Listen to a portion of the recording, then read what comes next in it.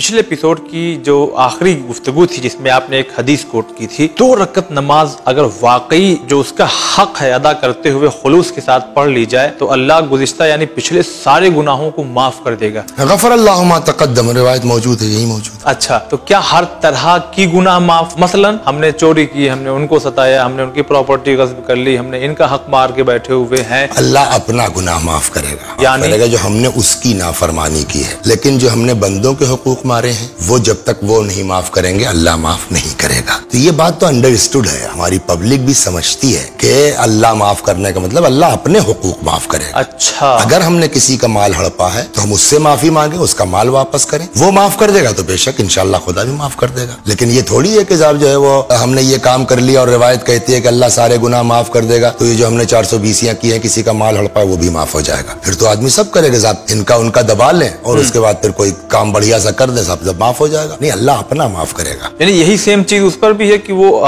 حاجی صاحب آئے ہیں تو سارے گناہ ایسا معاف کہ جیسے ماں کی شکم سے پیدا ہوئے، یہ جو حدیث روایت تو ہے ہی ہے، لیکن مسئلہ وہی ہے، حقوق العباد اس کو ادا کرنا ہوگا۔ اچھا، ایسی کچھ حدیث زیارت کے سلسلے سے بھی بالکل ہے، زیارت کے لیے ہے کہ جس نے جو ہے وہ زیارت کی امام حسین علیہ السلام کی، میرے حجوں میں سے 70 حج کا ثواب ہے۔ اوہو، تو معمولی چیز تھوڑی ہے، لیکن بات وہی ہے کہ سوال اس بات کا ہے کہ امام حسین علیہ السلام ہمارے آنے کو قبول تو کریں۔ ہم اپنے سگے بھائی کی زمین مار کر کے جا رہے ہیں امام حسین علیہ السلام کی زیارت کو، اور پھر یہ کہ صاحب حدیث کہتی ہے کہ زیارت کا یہ ثواب ہے۔ تو پہلا مسئلہ تو یہ کہ سیدھی بات ہے، امام حسین ہمارے آنے کو قبول، وہ زیارت تو ہو، جب زیارت ہوگی تب نہ ثواب ملے گا۔ صحیح بات ہے۔